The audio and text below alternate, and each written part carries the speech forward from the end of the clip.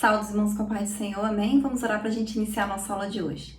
Senhor, nosso Deus e nosso Pai, nós queremos te agradecer, Senhor, por estarmos mais uma vez reunidos para estudarmos a Sua Palavra.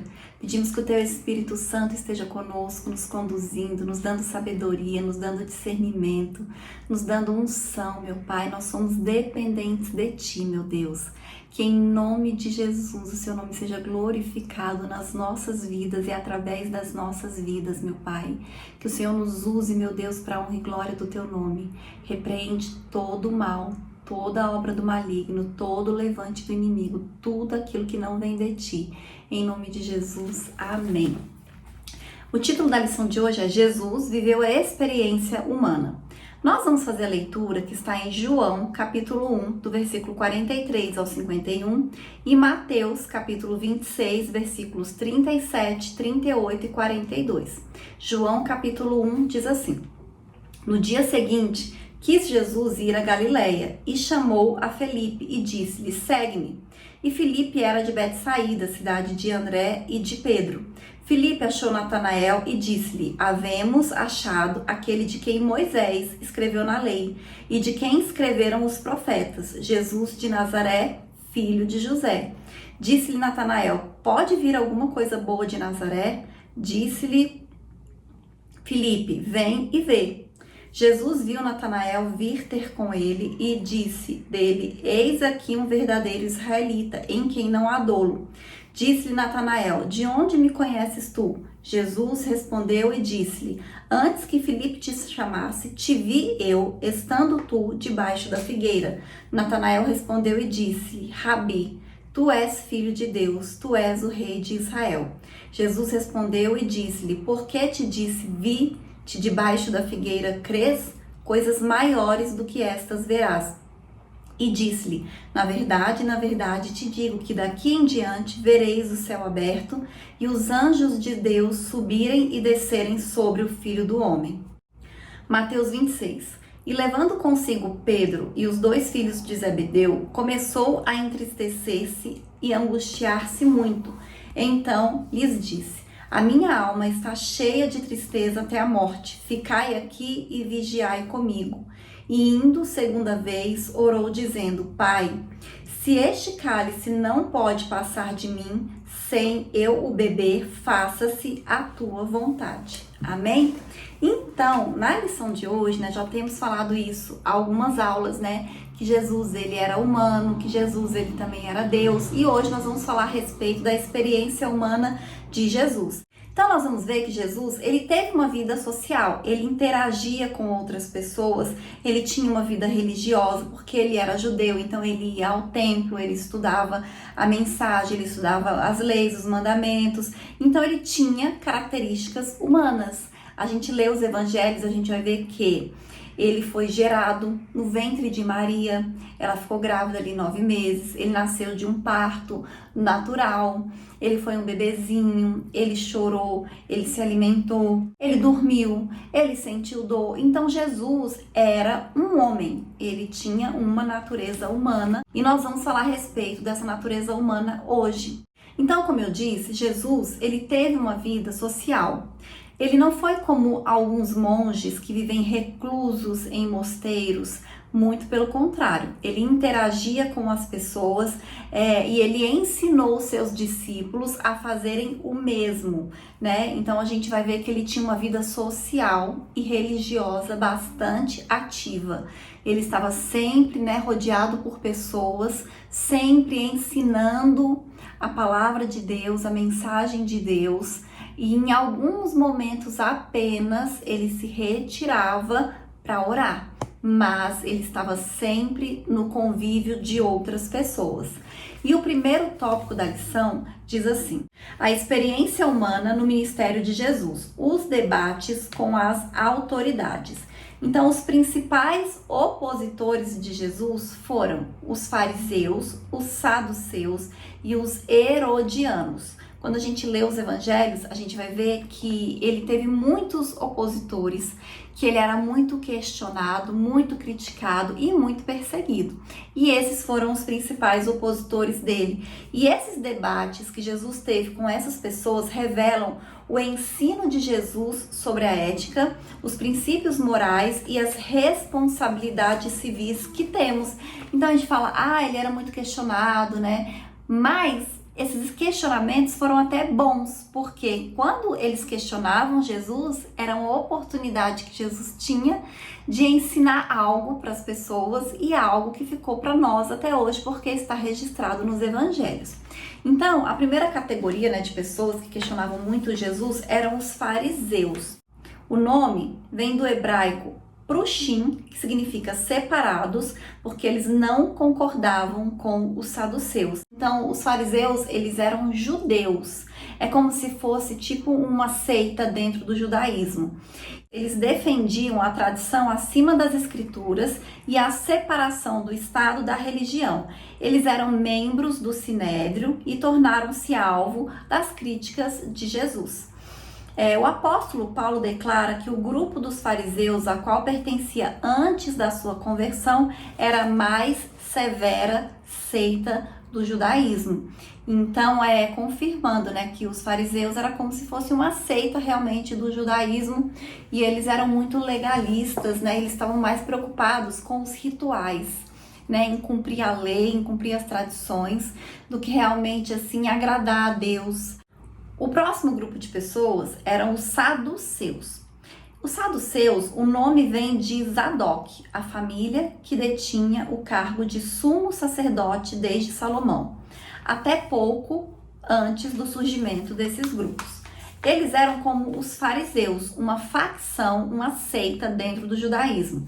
Eles alegavam aceitar apenas os 5 livros de Moisés, né, ou seja, o Pentateuco, com certa reserva, porque eles não acreditavam em anjos, espíritos e nem na ressurreição. Então, assim, eles acreditavam, né? Eles aceitavam o Pentateuco, mas não em tudo. E além disso, eles rejeitavam os outros livros do Antigo Testamento. Muitos deles eram sacerdotes e eles exerciam uma influência muito grande no Sinédrio e eram inimigos mortais de Jesus. E eles se uniram com os fariseus, superando todos os obstáculos ideológicos a fim de somar forças para matarem Jesus, porque eles não admitiam os ensinamentos de Jesus. E o outro grupo são os herodianos. Os herodianos, eles eram os apoiadores das dinastias de Herodes.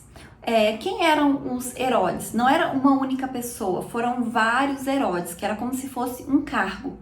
Os Herodes, eles eram como se fossem reis dos judeus. Eles tinham essa hierarquia dentro ali da comunidade judaica, e eles aceitavam a influência de Roma, né? Eles se submetiam a Roma, que era para eles terem como se fosse uma proteção. Então, eles pagavam impostos para eles serem protegidos por Roma, mas eles eram judeus e eles eram como se fosse o rei dos judeus, porque apesar dos judeus estarem ali como colônia do Império Romano, eles ainda tinham, né, os seus líderes, e os Herodes eram um desses líderes, né, dos judeus, e era de uma região específica.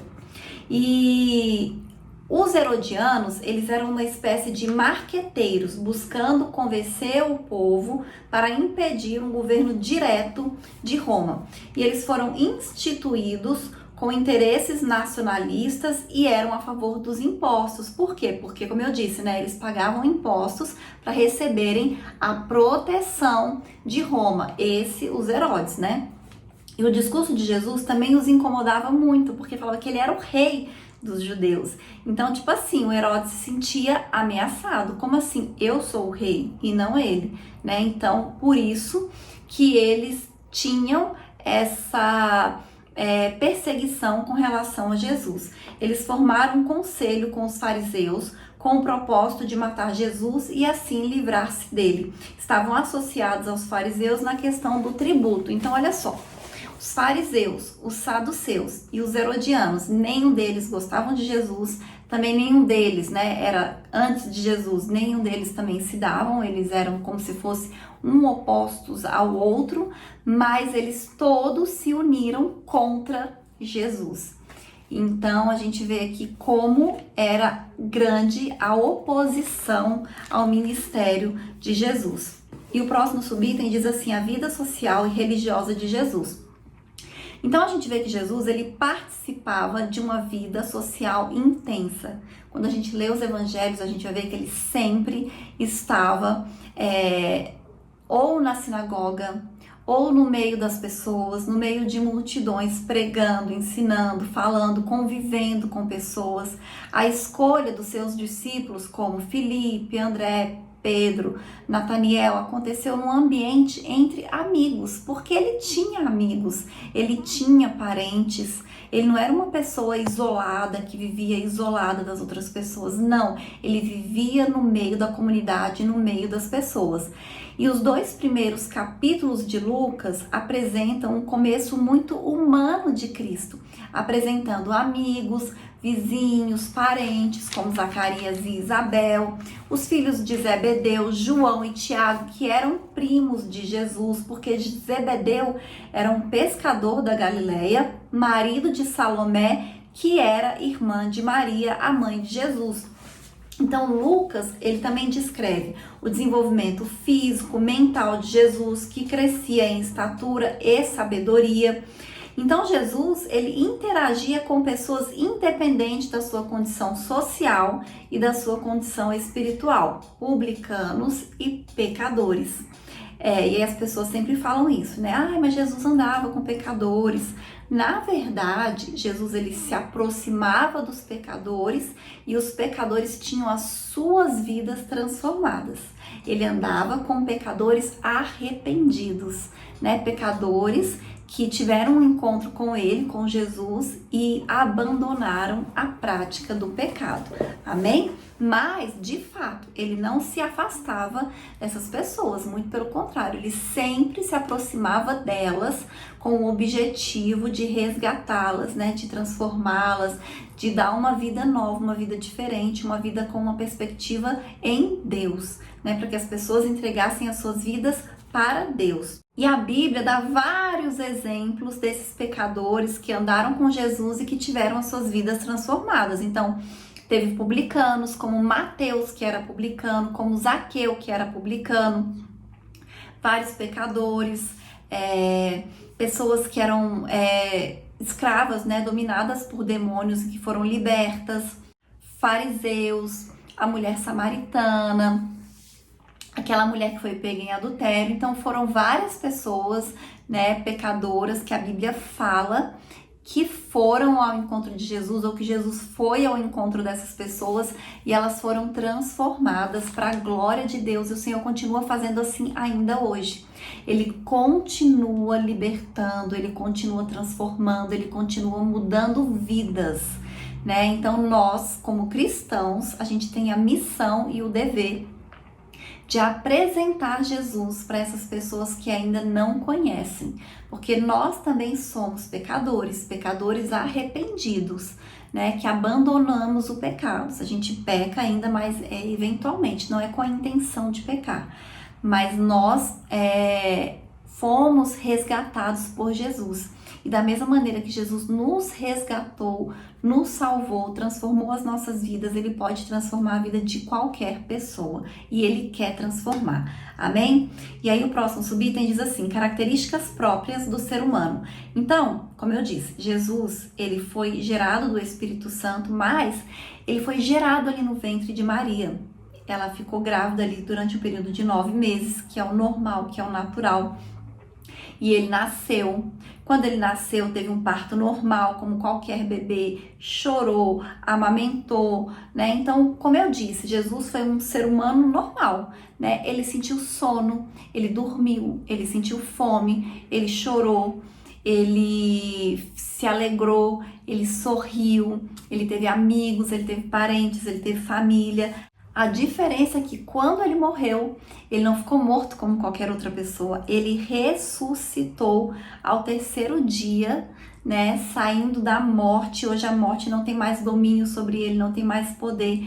Então, ainda como homem, ele dependia tanto da oração como qualquer um de nós, como também dependia do Espírito Santo de Deus. E é por isso que mostra várias vezes Jesus orando, né, Jesus se retirando para orar. Então, o Senhor Jesus Cristo, em sua experiência humana, ele participou da nossa fraqueza física e emocional, mas não de nossa fraqueza moral e espiritual. Amém? E o próximo tópico diz assim: heresias que negam a humanidade de Jesus. O apolinarismo. Então, Apolinário foi bispo de Laodiceia, nasceu provavelmente em 310 depois de Cristo e morreu em 392.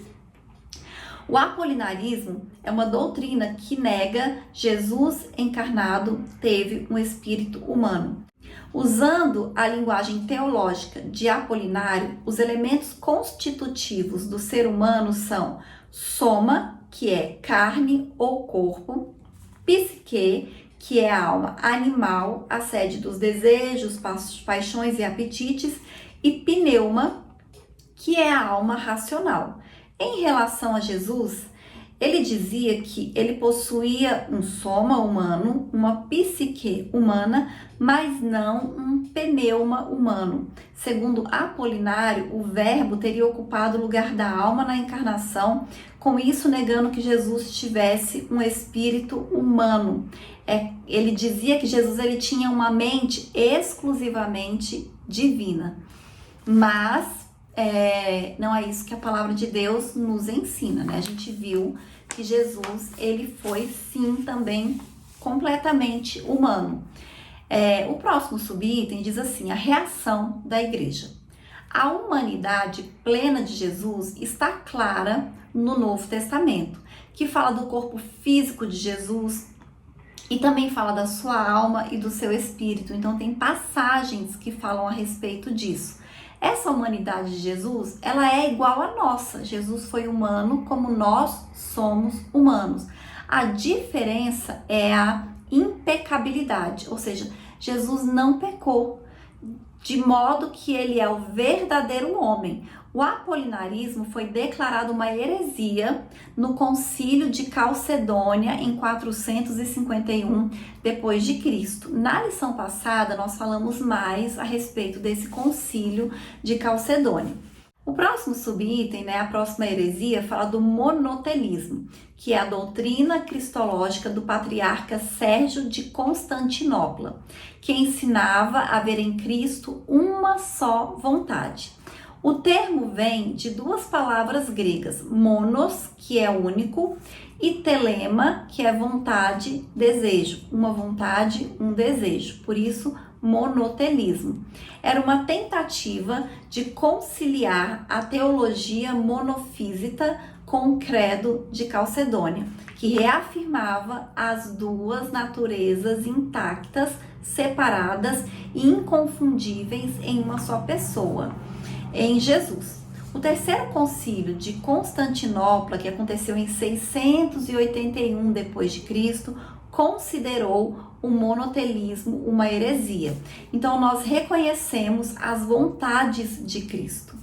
É evidente que as ações de Cristo, como caminhar, comer, beber, interagir com as pessoas, são puramente humanas, mas são produzidas pela natureza humana sob a direção divina, porque ele também tinha uma natureza divina. Então Jesus, ele era totalmente, completamente guiado pelo Espírito, por essa natureza divina. Então quando ele perdoava pecados, era a manifestação da natureza divina de Jesus Cristo.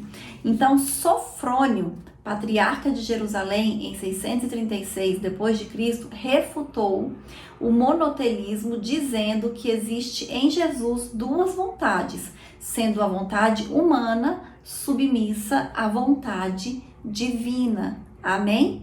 Glória a Deus. E aí o próximo tópico diz assim: como essas heresias se apresentam nos nossos dias atuais. Quais países Jesus visitou quando esteve entre nós? Então, nós podemos afirmar, de acordo com a palavra de Deus, que durante a sua vida aqui na Terra, Jesus visitou 3 países: o Egito, Israel, que é o centro das atividades, e Fenícia, que é o atual Líbano. Mas existem muitas doutrinas que falam coisas absurdas a respeito da vida de Jesus. Então, não somente o movimento Nova Era, mas vários grupos ocultistas costumam ensinar que, por exemplo, Jesus esteve na Índia. Então, os hindus, eles afirmam que Jesus era hindu, né? Que Jesus esteve na Índia, né? Que praticava yoga. E então, assim, eles afirmam várias coisas a respeito de Jesus que eu não sei de onde eles tiraram essas coisas. Os mormons, eles declaram que Jesus esteve nos Estados Unidos, mas a Bíblia não fala absolutamente nada a respeito disso, né? E também não existem comprovações históricas, arqueológicas que seja, nem de testemunhos de pessoas que afirmem isso ser verdade. Então, os evangelhos não mostram um Jesus estranho em sua comunidade e muito menos um forasteiro, porque algumas religiões afirmam isso, né, que Jesus nem era judeu, né? Como eu disse, que no hinduísmo eles dizem que Jesus ele era hindu. Então, assim, coisas totalmente absurdas. E aí, até o próximo tópico fala isso: Jesus era visto como alguém da comunidade. Então, essa invenção desses esotéricos contraria o relato dos evangelhos. E os evangelhos, né, Mateus, Marcos, Lucas e João, são 4 livros históricos, né, mas também bíblicos e religiosos que falam a respeito da vida de Jesus aqui na Terra. E eu digo histórico porque, assim, os relatos que estão nos evangelhos, eles são comprovados através de testemunhas de muitas pessoas. Então, assim, a palavra de Deus, os evangelhos afirmam, né, o local onde Jesus nasceu, a família de Jesus, qual era a religião de Jesus. Então, Jesus, ele era judeu. Ele não era uma pessoa estranha que veio de outra nacionalidade. Não, ele era alguém ali daquele povo, né, daquela comunidade, daquela região. Ele não era um estrangeiro. E a sua maneira de viver e os seus ensinos refletem a cultura judaica e nada que se pareça com a cultura hindu. Lá em Marcos, capítulo 6, versículo 2, e diz assim, 2 e 3. Não é este o carpinteiro, filho de Maria, irmão de Tiago e José, e de Judas e de Simão? Não é este aqui, não estão aqui conosco as suas irmãs? E escandalizavam-se nele. Então, assim, pessoas falando, mas não é esse Jesus que nasceu aqui, os seus irmãos vivem aqui, a sua mãe, nós conhecemos a sua família, né? Então, ele nasceu aqui. Porque se os irmãos forem pesquisar no Google a respeito do hinduísmo, né, como é Jesus para o hinduísmo, vai falar que Jesus era hindu, vai falar que a família de Jesus se vestiam como hindus. Agora, não sabemos de onde eles tiraram essas histórias, né, porque os evangelhos não falam nada a respeito disso. E imagina, se Jesus já era tratado dessa maneira, sendo judeu, né, como eu falei, a gente viu, né, que ele era perseguido, ele era criticado, sendo judeu. Imagina se ele fosse de outro lugar, né, vindo de outro povo, com outra religião, como é que ele teria se tratado? Então, assim, são coisas que realmente não fazem nenhum sentido. E eu vou ler a conclusão que diz assim: é nosso compromisso seguir o exemplo de Jesus no relacionamento com as pessoas. É importante que nunca nos esqueçamos os pontos essenciais da presente lição sobre a verdadeira identidade de Jesus. Ele é o Deus verdadeiro em toda a sua plenitude, igual ao Pai. E como homem, em toda a sua plenitude, viveu e andou entre nós, seres humanos. Então, Jesus tinha uma natureza humana, como tinha uma natureza divina. E nós vimos na lição de hoje que ele era um homem social, que vivia no meio das pessoas, ao contrário do que nós vemos hoje, né? Que monges vivem reclusos, que vivem isolados, que não tem contato com pessoas, que não falam com pessoas. E não foi isso que Jesus Cristo nos ensinou, muito pelo contrário, ele diz: ide a todo mundo e pregai o evangelho a toda criatura. Então Deus quer que a gente esteja no meio das pessoas, falando, anunciando a mensagem do evangelho, refletindo Jesus Cristo, para que as pessoas possam conhecer Jesus, para que as pessoas possam aceitar Jesus. Qual é o proveito de nós aceitarmos a Cristo e nos isolarmos, a gente viver recluso, preso dentro de um quarto, de um lugar e não falar de Jesus para ninguém? Não tem proveito. Então o Senhor quer que a gente viva no meio das pessoas, que a gente leve a mensagem do evangelho, que a gente pregue a palavra de Deus, né? Essa é a nossa comissão, essa é a nossa missão como cristãos. Amém? E essa foi a lição de hoje. Até a próxima aula, em nome de Jesus.